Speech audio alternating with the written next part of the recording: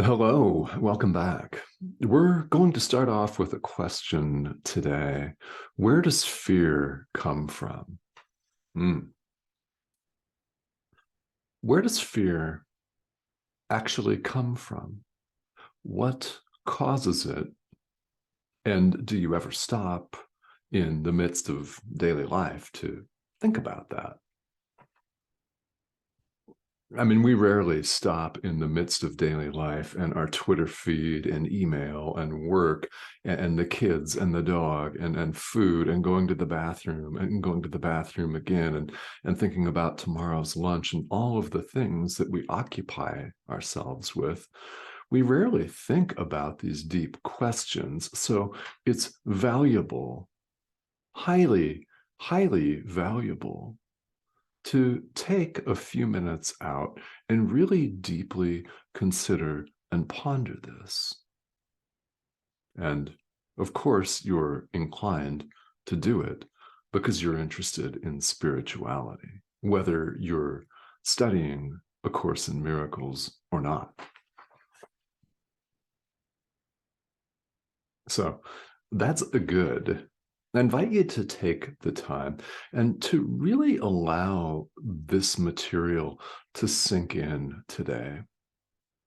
And as always, when you're listening to a spiritual teaching, it does not matter what tradition, and it doesn't matter who is actually giving the teaching. In other words, it doesn't matter what the image on your screen looks like.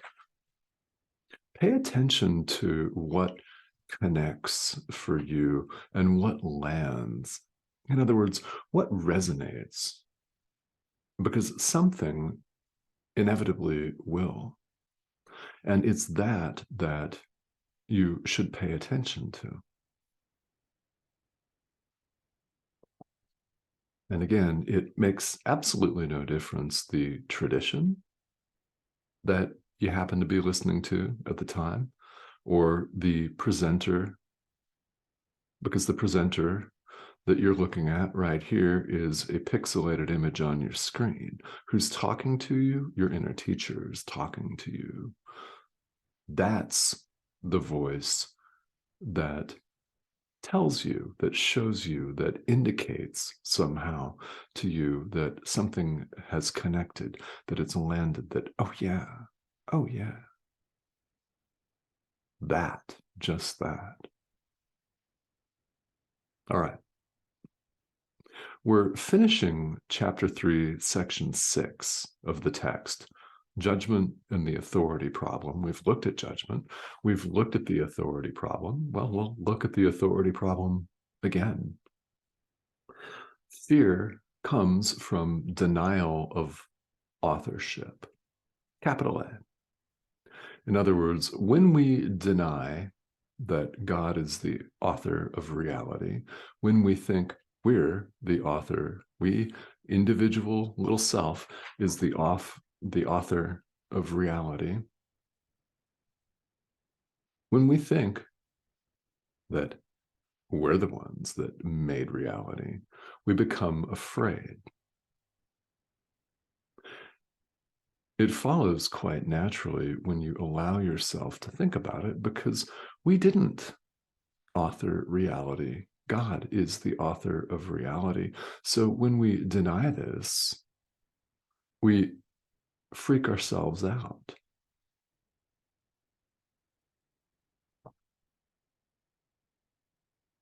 It's not possible that we could be the author of reality,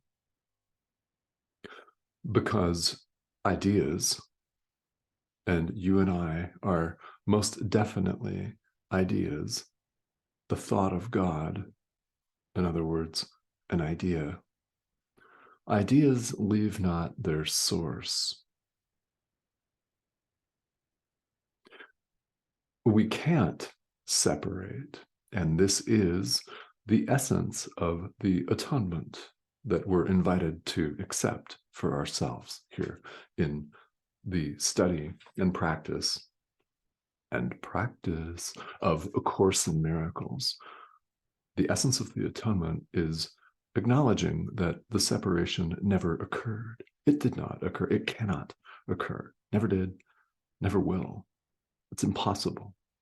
Ideas leave not their source. Yet, when we believe that we're the author of reality, we believe that we've left our source and can refashion everything to suit us, to suit the ego's little desires, to gratify ourselves. And what happens? We're afraid. We become afraid of ourselves and everyone and everything. We think our brother's out to get us. We're out to get ourselves. And our mind races frantically with judgment, with judgmental thoughts. And in our delusion, we define and defend personal territory. We claim personal territory and defend it. Body's just one example of that. A fenced enclosure, your yard, your dwelling is another example of that. And yes, we defend our personal territory like dogs. We do. What's warfare but defending of personal territory? Doesn't even have to advance into the physical form of tanks and guns and fistfights and all of that. Because we become so certain that our brother's going to attack us that we construct elaborate defenses against such moment in our own mind. What happens? Most of the time, when we're honest, we realize that most of the shit that we busy ourselves with and that we stress and worry about never even happens. How many times have you found yourself stressing out about something that never came to pass, never happened? And here we find ourselves.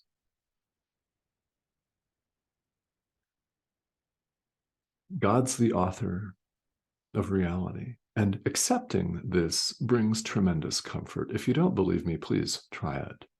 Really, that's the only way that you'll prove it to yourself. And I can't prove it to you, which is really good. It's your dream. And it's up to each and every one of us to wake up from it. Now, you're not alone. You have an inner teacher with whom I invite you to connect for guidance, for support. I mean, an apparently external teacher. There is no external, after all. But here in the world, a human teacher like myself or someone else, anyone else, right, can help tremendously, yes. But there's no substitute for getting in touch with your inner teacher. Fear comes from our thinking, our erroneous thinking that we're the author of reality. It's from denying authorship with a capital A. Authorship is of God.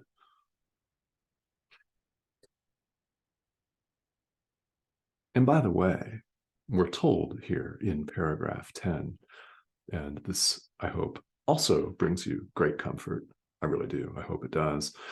That as we run amok, God's not offended. He doesn't recognize any of our running around, viewing ourselves as separate, cut off, warlike, bitterly vindictive, vicious, whatever adjective you want to hang on yourself or your neighbor, right? He doesn't recognize any of that. So he's not coming to get you. There's no thunderbolt from Olympus There's no thunderbolt from Olympus that God's going to hurl at you because you were a bad little boy and girl and you didn't go to his favored building at 11 o'clock on Sunday. Just because you spit your gum out on the street doesn't mean you're going to burn and bubble in a fiery lake in hell. Doesn't mean that. In fact, peace is your natural inheritance. It's also my natural inheritance. It's our natural inheritance.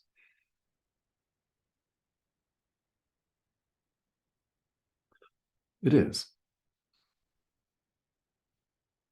Peace, the peace of God. It's who we are. It's our natural inheritance. If you don't believe that, that's all right. So what? You're free to reject it. Actually, we're all free to reject it. We're free to absolutely point blank reject truth and run and hide. And we can do it the rest of this lifetime if we want to. And nobody is going to stop you from that except yourself. I can't stop you. Your boss can't stop you. Your fiance can't stop you. Nobody can stop you from that. We're free to deny this as much as we like. Peace is our natural inheritance. We are the thought, singular, of God.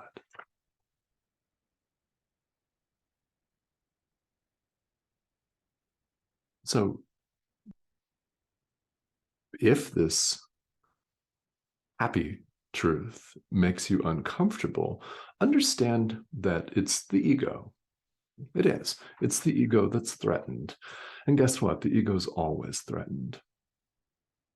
The ego, the mistaken belief that we've separated from God and that we're something that we refer to as an individual. We're not. It appears that way here in the world. And spiritual teachings, including this course, meet us where we are, apparently, in the realm of perception. But with repetition and with practice, we come to understand that there is indeed more to it, as we've known all along. We're not limited to this. Not even. Peace is our natural inheritance. We're free to deny it as long as we want to, but we don't get to establish what our natural inheritance is, which is actually quite lucky for us. We don't get to play God, so to speak. If that were up to us to determine what our natural inheritance was, then it would be warfare and struggle and strife and economic competition and all of the things that go on here in the world that we take to be our reality. It's not our reality. And we can deny that as much as we want to, no problem, right? If you do, great.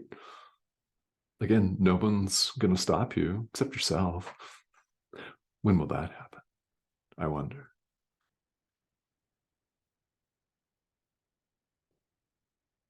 So I would refer you, this is paragraph 10 here. I'd refer you to the introduction to A Course in Miracles here for a handy cross-reference where Jesus tells us free will does not mean that we can establish the curriculum. In other words, the curriculum of awakening, right? Our free will here in the world doesn't mean that we are the author of reality. We don't get to say what reality is. It simply is. And guess what? Little s, self, didn't make it. Can't make it. So let's unburden ourselves of that weight, shall we? Because it really is an unburdening. Free will does not mean you can establish the curriculum. You can deny that peace is your natural inheritance, but you don't get to determine what your natural inheritance is. That's been kept safe for you throughout all of our wandering. It's never gone anywhere. There's no separate place for it to go. Space is a dualistic concept, isn't it? So is time. Because to be in a certain space that we call, let's say here, I appear to be in this thing called Arizona, which is actually an idea. What is Arizona but an idea? I mean, yeah, you can say, you can point to a map of North America, of the southwestern United States specifically, and say, okay, this is Arizona. Well, who drew that boundary up? It was a bunch of dudes sitting in an office one day. It's an idea. It's an idea. The thought is an idea. Anybody from Texas? That's an idea, isn't it? Right? New York is an idea. LA is an idea. London, Paris are ideas. Tokyo is an idea. They're all ideas.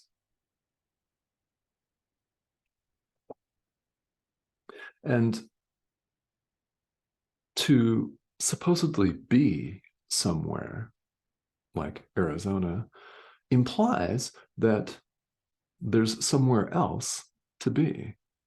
It implies that there's another place, multiple other places, as it turns out. It's a dualistic concept. To specify that you're in one place means you're not in other places. Oneness doesn't know place or time, which are separation ideas.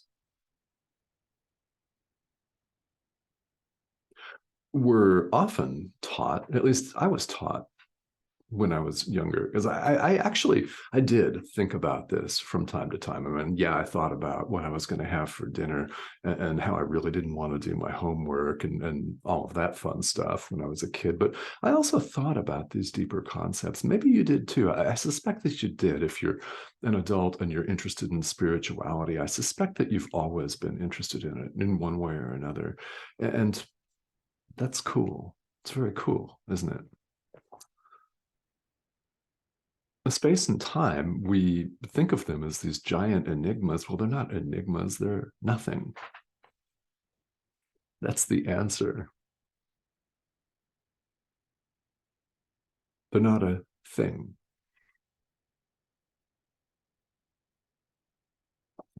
So, what do we do when we appear to be here in the world? We appear to be a human being. We appear to be whatever else we've labeled ourselves. Well, we allow our inner teacher to guide us.